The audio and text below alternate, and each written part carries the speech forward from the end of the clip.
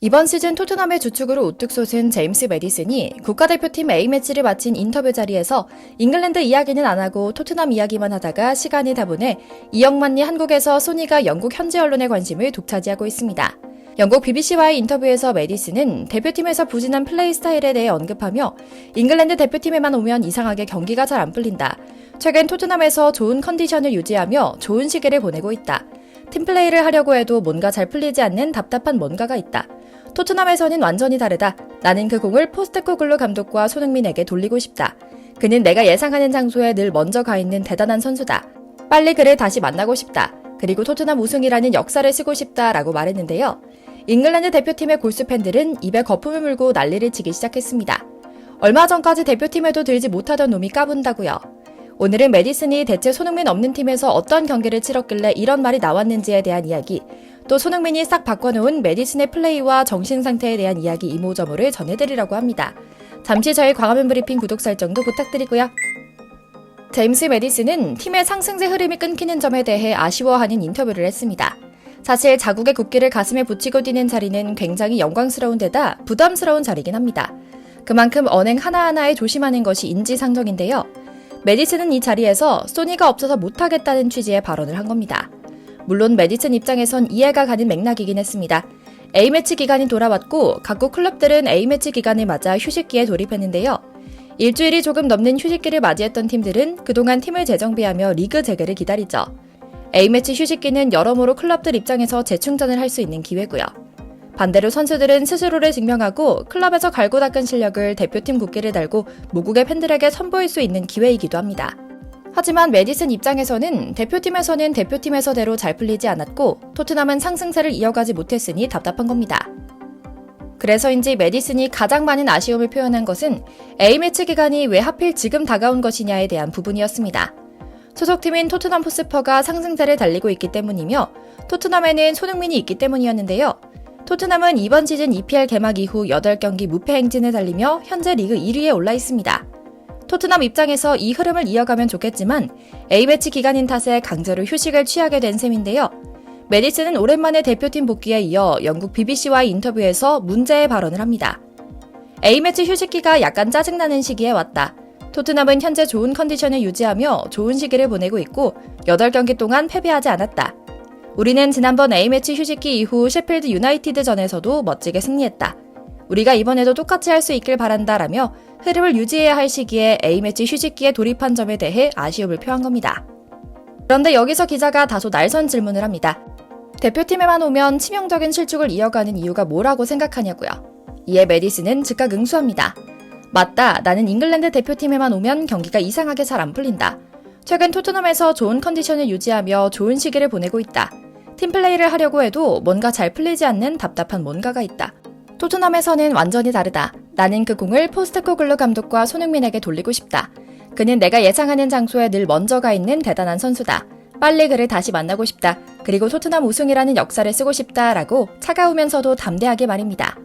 마냥 좋아하지 않고 상황을 좀 더 냉정하게 이해하기 위해 배경 스토리를 찾아봤습니다.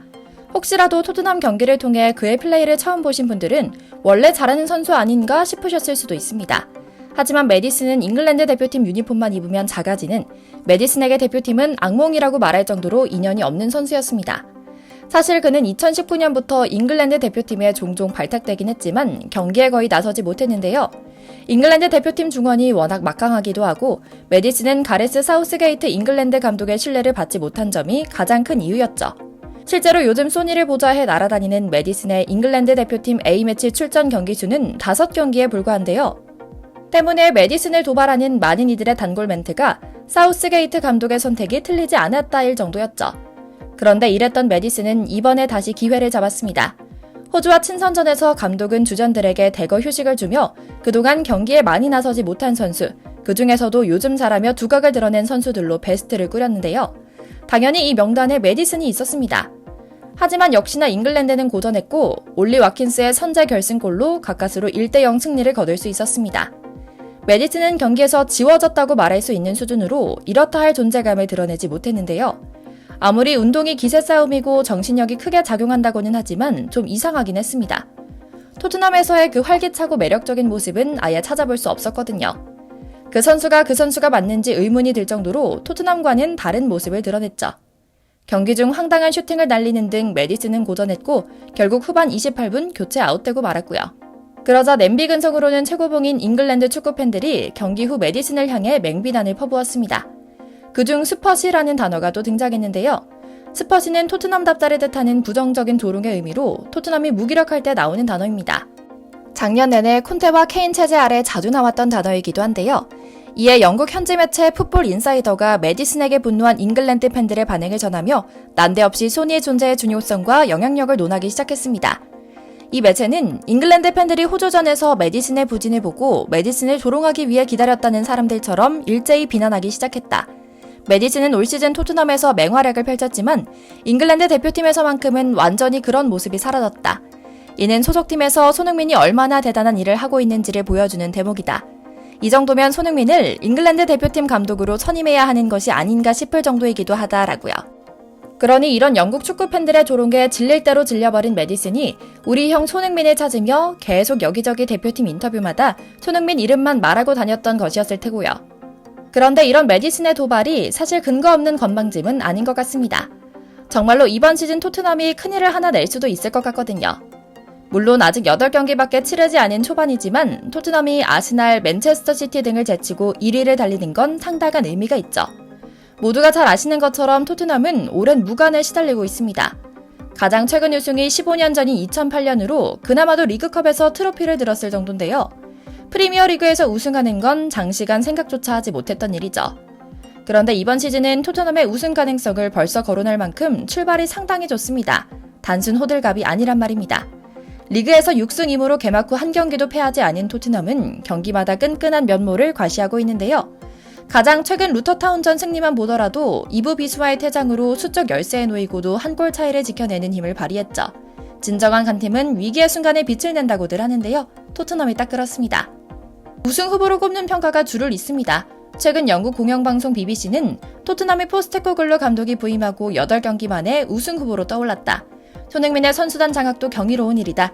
이제는 정상을 놓고 다툴 팀이 됐다. 콘테, 무리뉴 감독 시절과는 상반된 스타일로 잘 이끌고 있다고 호평하기도 했죠. 레전드 선수 토스 카스카리노도 같은 의견을 냈습니다.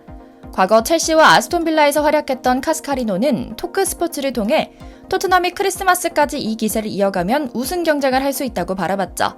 이런 의견은 사실 한둘이 아닙니다. 물론 보완점도 있습니다. 카스카리노는 공격수 영입이 필요하다. 히샬리송이 완전히 다른 수준으로 거듭나지 않는 한 토트넘의 약점은 최전방이다. 손흥민이 없다면 누가 골을 넣을 건가? 손흥민 외에는 선수단을 장악할 수도 믿고 따르는 인물도 없다.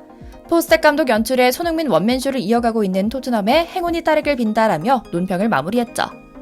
마찬가지 의견입니다. 메디슨도 이런 부분을 잘 알고 있기에 대표팀 인터뷰에서 귀여운 도발을 했던 것이겠죠.